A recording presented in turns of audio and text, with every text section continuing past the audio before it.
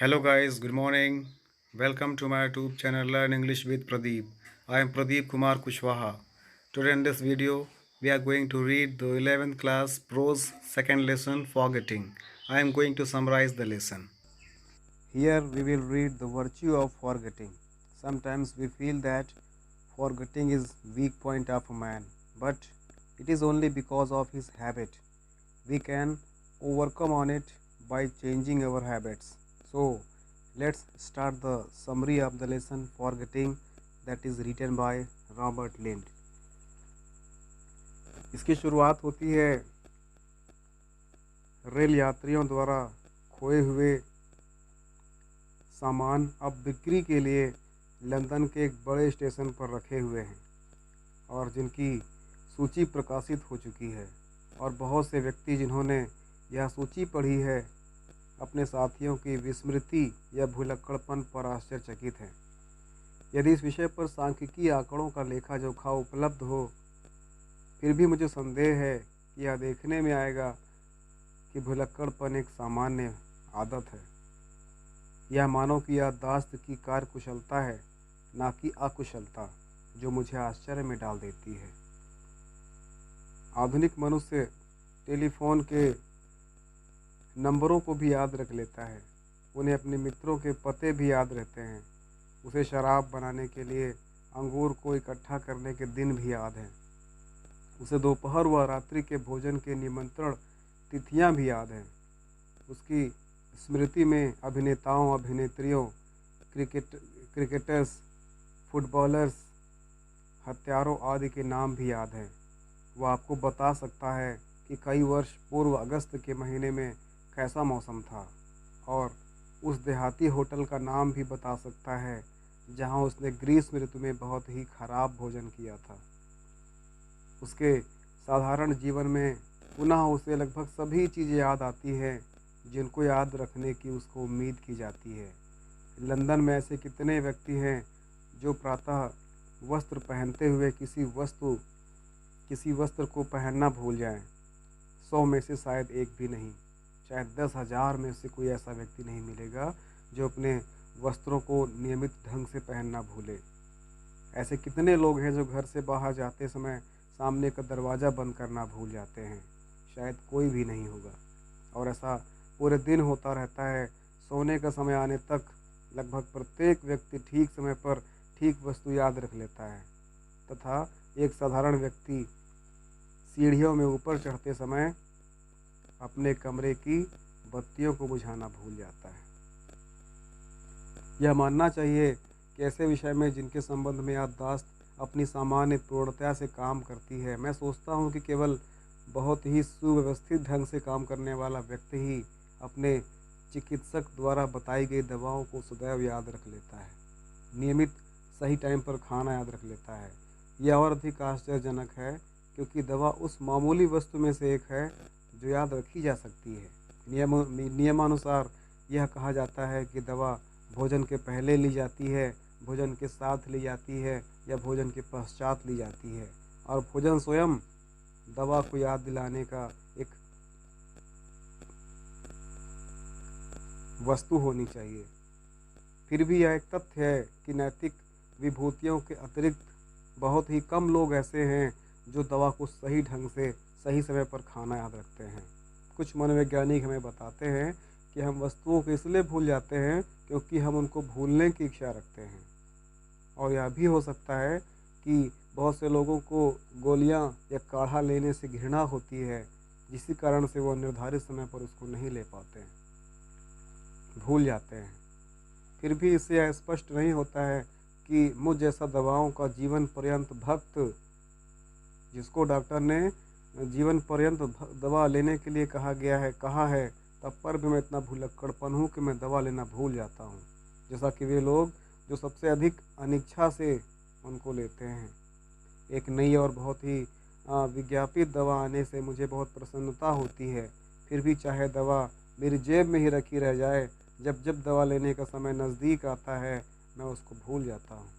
दवा बेचने वाला उन दवाओं से अधिक पैसे कमाते हैं जिन्हें हम लोग अक्सर खाना भूल जाते हैं। मैं समझता हूँ कि भुलक्कड़पन एक सर्वसामान्य पत्रों को डाक में डालने के मामले में भी होता है। यह इतना सामान्य है कि मुझे एक महत्वपूर्ण पत्र को मुझसे मिलकर जाते व्यक्ति को डाक में डालने के लिए देने पर विश्वास करने से हिचक होती है। संदेह होता है कि शायद मैं उसके पत्र को पत्र पेटिका में न डाल पाऊँ, भूल जाऊँ। उसकी स्मृति पर मुझे इतना कम विश्वास होता है कि पत्र उसे देने से पहले मैं उसे शपथ दिला देता हूँ। जहाँ तक मेरा अपना भी संबंध है, कोई भी व्यक्ति जो मुझे डाक में डालने के लिए पत्र देता है, वह चरित्र को बहुत कम परखने वाला होगा। चाहे मैं पत्र हाथ में ही लेकर हूँ, फिर भी मैं सदैव पहले लेटर बॉक्स से आगे ही निकल जाता हूँ। तभी मुझे याद आता है कि मुझे पत्र डाक में डालना था। पत्र को हाथ में लिए लिए थक कर सुरक्षा की दृष्टि से मैं उसे अपने जेब में रख लेता हूँ और उसके बारे में सब कुछ भूल जाता हूँ। इसके बाद जीवन बिना उतार चढ़ाव के चलता है, जब तक कि ऐसी परिस्थिति नहीं बन जाती है कि उससे उलझकर भरे प्रश्न नहीं किए गए हों। जब तक उस पत्र के बारे में मुझसे नहीं पूछा जाता है, तब तक मुझे याद ही नहीं रहता किसी ने मुझे पत्र दिया था पोस्ट करने के लिए। लेकिन जब कोई व्यक्ति उस पत्र के बारे में चर्चा करता है, तब मुझे मेरे अपराध का ज्ञान होता है। यह माना जा सकता है कि ऐसा दूसरे लोगों के पत्रों में रुचि न होने के कारण होता है, परंतु यह स्पष्टीकरण सही नहीं है, क्योंकि मैं उन थोड़े से पत्रों को भी डालना भूल जाता हूँ जिनको मैंने स्वयं अपने हाथों से लिखा था। जहाँ तक रेलगाड़ियों और टैक्सियों में सामान छोड़े जाने की बात है, ऐसे मामलों में मैं बहुत बड़ा अपराधी नहीं हूँ। छड़ियाँ, पुस्तकें के सिवा लगभग मैं हर चीज़ को याद रख लेता हूँ और प्रायः पुस्तकों को भी मैं अक्सर याद रख लेता हूँ। मुझे छड़ियों को याद रख पाना पूरी तरह से असंभव लगता है। उनके प्रति मेरी रुचि पुराने फैशन की है और मैं उनको प्रायः खरीदता रहता हूँ, परंतु मैं जो ही किसी मित्र के घर जाता हूँ अथवा रेलगाड़ी में यात्रा करने के लिए जाता हूँ, तब एक अन्य छड़ी खोए हुए वस्तुओं के संसार में पहुँच जाती है। खो जाने के डर से मैं छाता ले जाने का साहस भी नहीं करता हूँ। मजबूती से पकड़कर रखने वाले किसी छाता वाहक ने क्या कभी छाता ना खोने का ऐसा यश पाया है? शायद नहीं। फिर भी हम में से कुछ लोग अपनी विस्मृति या अपने भुलक्कड़पन के कारण अपनी बहुत सी संपत्ति को यात्रा के दौरान खो देते हैं, जबकि एक औसत इंसान अपनी पहुंचने के स्थान पर अर्थात अपने गंतव्य स्थान पर अपने सामान को सुरक्षित पहुंचा लेता है। वर्ष में रेलगाड़ियों में खोई हुई वस्तुओं की सूची बताती है कि वयस्क व्यक्तियों की अपेक्षा युवा व्यक्ति अपनी वस्तुएं अधिक खोते हैं और सामान्यतया गंभीर रहने वाले व्यक्तियों की अपेक्षा खिलाड़ियों की याददाश्त बहुत खराब होती है। एग्जाम्पल के तौर पर काफ़ी अधिक संख्या में फुटबॉल की गेंदें, क्रिकेट के बल्ले इन खिलाड़ियों द्वारा खोए जाते हैं। यह कार्य लड़कों के लिए सरल होता है जो खेल से लौटते हुए अपने सामान को भूल जाते हैं, क्योंकि उनकी कल्पनाएं खेल के मैदान में विचारों से भरी रहती हैं और उनके मस्तिष्क ऊंची कल्पनाओं से भरे होते हैं। कुछ खिलाड़ियों के मस्तिष्क अपनी हार के कारण और भय के कारण भरे हुए रहते हैं और वे अपनी उपलब्धियों को अपनी भूल का परिणाम बताते हैं और वे स्वयं को बाहरी संसार से अलग कर लेते हैं। जब खिलाड़ी रेलगाड़ियों से उतरते हैं, तब उनकी याददाश्त उनकी गेंद और बल्ले जैसे छोटे कार्यों को याद रखने से रोक देती है। शेष बचे हुए दिन में वे काल्पनिक संसार में विचरण करते रहते हैं। इसमें कोई संदेह नहीं है कि ऐसा ही मछली पकड़ने वालों के साथ भी होता है, जो मछली पकड़ने का अपना कांटा भूल जाते हैं। सामान्य रूप से मछली पकड़ने वालों के बारे में कहा जाता है कि वे सबसे अधिक भुलक्कड़पन में खोए हुए रहते हैं, सबसे अधिक कल्पना में खोए रहते हैं, और एक मछली पकड़ने वाला जो मछली पकड़ने के बाद अपने कार्य में भुलक्कड़पन को बताने के लिए विवश होता है, उसके द्वारा वास्तव में मछली पकड़ने के कांटे को भुला दिया जाता है, क्योंकि वह काल्पनिक संसार में सपनों में खोया रहता है। उसका भुलक्कड़पन उसके एक दिन के कार्य के बारे में एक बहुत बड़े आनंद के लिए सम्मान की बात होती है।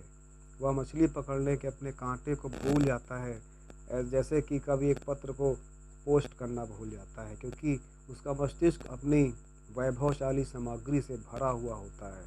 वह अपने जीवन स्तर से उच्च स्तर की ओर सोच रहा होता है, जिस कारण से वह निम्न चीज़ों को भूल जाता है। इसलिए यह कोई अपराध नहीं है। मुझे इस प्रकार की भुलक्कड़पन एक प्रकार का अच्छा प्रभाव लगता है, अच्छा गुण प्रतीत होता है। भुलक्कड़पन वाला व्यक्ति एक ऐसा व्यक्ति होता है जो अपने जीवन को सर्वश्रेष्ठ ढंग से संवार रहा होता है, इसलिए उसके पास सामान्य कार्यों को याद रखने के लिए समय नहीं होता है। पत्र को डाक पेटिका में डालने के लिए कौन सुकरात या कॉलोराइज पर विश्वास करेगा।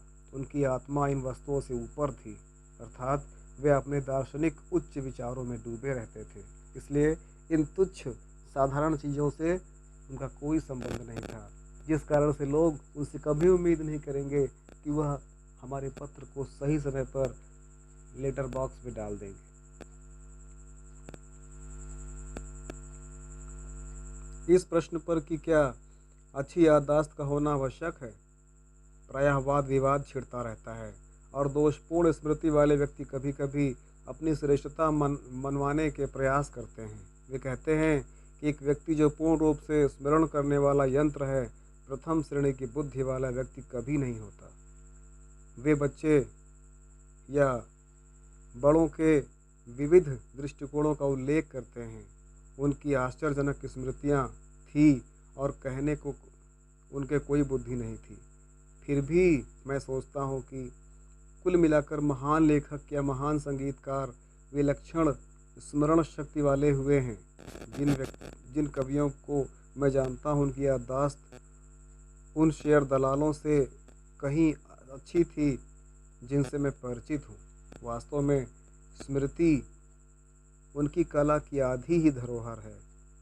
इसके विपरीत ऐसा लगता है जैसे राजनेताओं में भुलक्कड़पन का तत्व अधिक होता है, जो राजनेताओं को एक ही घटना का स्मरण करने के उदाहरणार्थ करने के दो तरीके से बताते हैं, अर्थात किन्हीं दो घटनाओं को वो अपने अनुसार भिन्न भिन्न तरीके से बताते हैं। जैसे किसी मंत्रिमंडल की बैठक में क्या हुआ था और उनमें से प्रत्येक आपको कहेगा कि दूसरे राजनेता की कहानी अत्यंत गलत है, या तो उसकी स्मृति छलनी जैसी है या वह सच्चाई को तोड़ मरोड़ कर दुस्साहसी बनता है, गलत प्रकार से अपने ढंग से उसको प्रस्तुत करता है। राजनेताओं की आत्मकथाएं भाषणों में तथ्यों को बार बार व सच्चाई को तोड़ मरोड़ कर चुनौती देते हैं।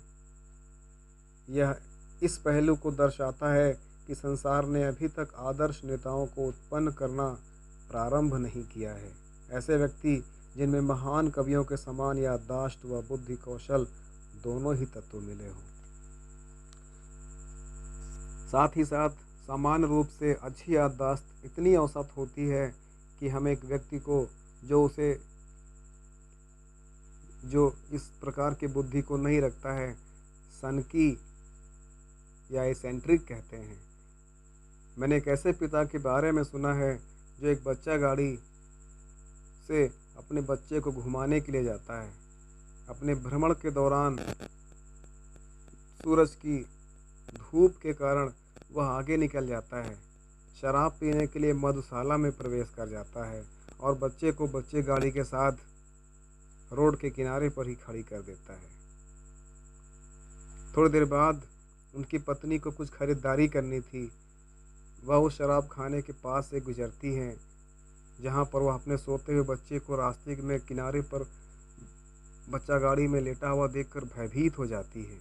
अपने पति के व्यवहार पर क्रोधित होकर उसने उन्हें सबक सिखाने का निश्चय किया, अपने मन में कल्पना करते हुए जब वह बाहर आएगा और बच्चे को गायब देखेगा, वह बच्चा गाड़ी वहां से ले गई। यह सोच करके कि जब मेरे हस्बैंड उस बियर बार से बाहर निकलेंगे और बच्चे को नहीं पाएंगे तो वो घबरा जाएंगे कि मेरा बच्चा चोरी हो गया।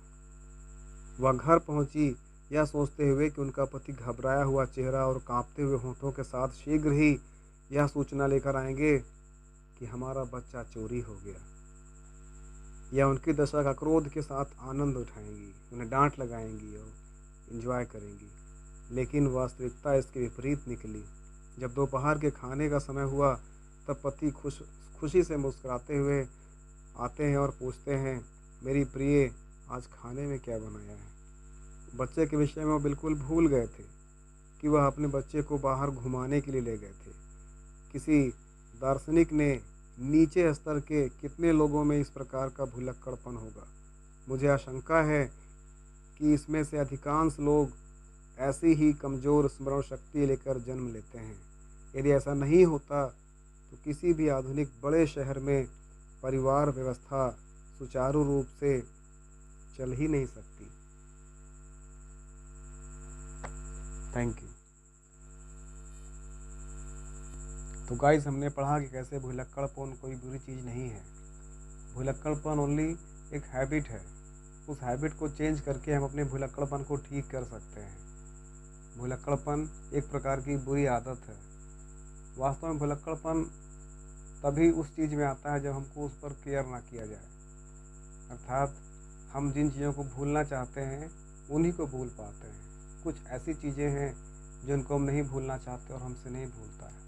तो हमें कोशिश करनी है हर चीज़ को स्मरण रखने के लिए बार बार उसको विस्मृत करते रहना है, बार बार उसको स्मरण करते रहना है। तो एक दिन ऐसा आएगा जो हमारे माइंड में सेट हो जाएगा और उसको हम कभी नहीं भूलेंगे। जैसे अगर हम इंग्लिश अल्फ़ाबेट्स की बात करें तो हमारे ज़ुबान पर रखा हुआ है, उसको पढ़ते समय हमें सोचना नहीं पड़ता है, हमारे मुंह से अपने आप निकल आता है। हिंदी अल्फ़ाबेट्स की बात करें, स्वर व्यंजन की बात करें, ऐसे बहुत सी डिफिनीशंस हैं जो हमारे ज़ुबान पर रखी हुई हैं। हमें सोचना नहीं पड़ता है, हमें याद नहीं करना पड़ता। हमने बचपन में कभी उसको इतना कंठस्थ कर लिया था, इतना अच्छे से माइंड में सेट कर लिया था कि अब हमें उस पर सोचना नहीं पड़ता है। जब भी उस डिफिनीशंस की बात आती है फटाफट हमारे मुंह से निकल आता है। उसी प्रकार हमें अब अन्य चीज़ों को भी माइंड में सेट कर देना है तो हम इस भुलक्कड़पन के शिकार से बच सकते हैं। इसलिए रॉबर्ट लिंड ने एक महत्वपूर्ण टॉपिक को चुना है एक्सप्लेन करने के लिए और हमारे सामने रिप्रेजेंट किया है कि हमको भुलक्कड़पन को लेकर अधिक परेशान नहीं होना है। भुलक्कड़पन का स्वभाव हर व्यक्ति के अंदर होता है और यही भुलक्कड़पन ही है जो आजकल मॉडर्न फैमिलीज़ को शहरों में स्थापित कर रखा है। इसलिए भुलक्कड़पन या forgetting is a virtue. Thank you.